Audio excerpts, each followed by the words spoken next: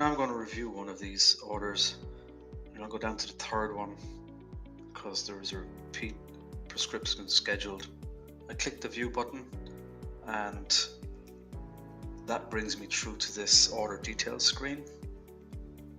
And on the order I can see a variety of different things, such as the patient details, their address, their number, who their caregiver is if they've entered it, what the status of the current order is, the medication name, the collection method and payment method if you've decided to set them up, and then a note from that particular patient.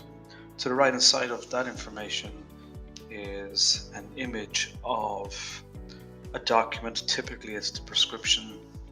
Generally they still need to bring that into you so you have it on file, but that facility is in place. Below the note field you'll see this item called refill schedule that you can edit, and basically this is where the repeat prescription reminders are generated, and you can edit this and modify it remotely so that the patient will get a modified reminder based on what you do here. A couple of things to just look at. The countdown for the reminder started yesterday, February 22nd.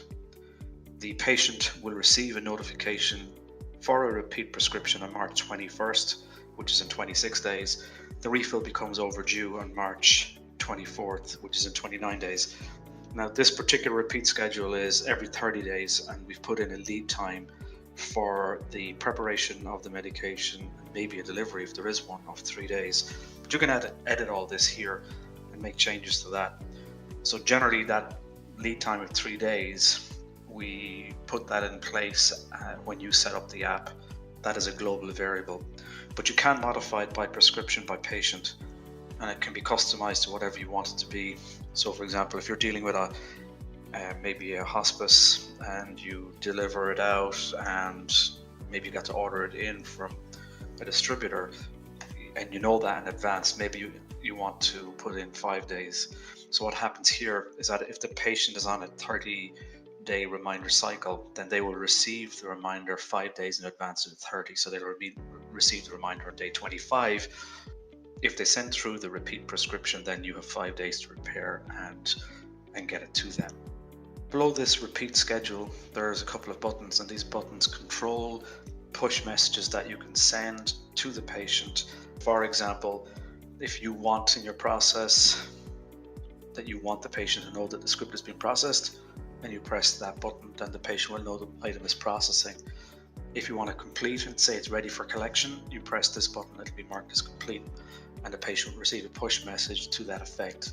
If you want to reject a prescription for whatever reason, and you just press this button, and the item will go back with a message to the patient that it's been rejected.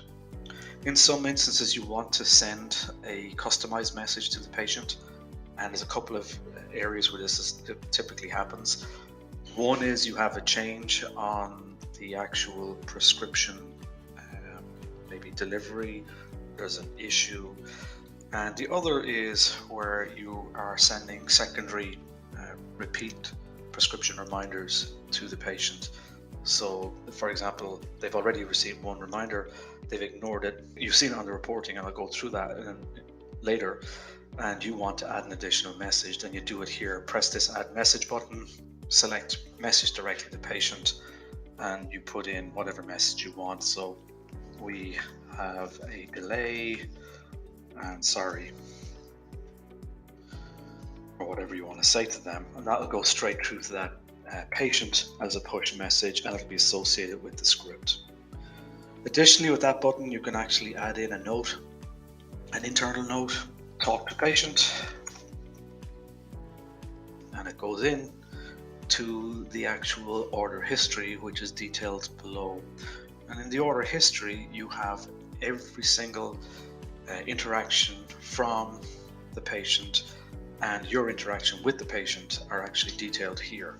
So you see everything that's occurred. So for example, there is a patient called Des Byrne.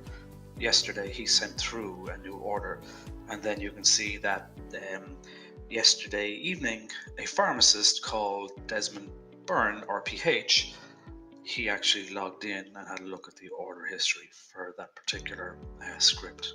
Now let's have a look at the message in the mobile app. The message appears in two different places. It'll come in as a push message alert. Depending on how the patient has set up the phone, it comes in different ways, but it'll also appear in the message tab on the mobile device. If I click messages, we will see that message here on top. Message from pharmacy, we have a delay, sorry, which is the message that we sent. If the patient clicks on that, then it'll actually open up the relevant script and they'll see that the status of the script has now been updated.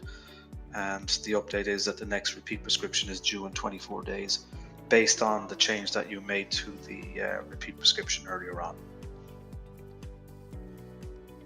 I'm going to go back to the mobile order screen and just highlight one feature that I talked about in the previous video, this checkbox.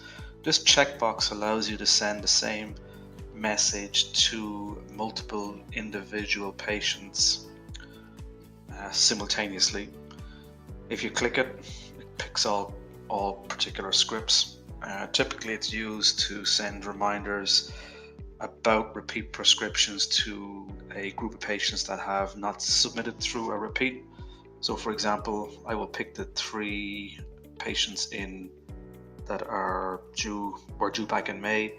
If I click on them, then I can send a message, the same message, your repeat prescription is overdue, and send that. All 3 of those patients will receive that push message. So that saves you having to go into each individual script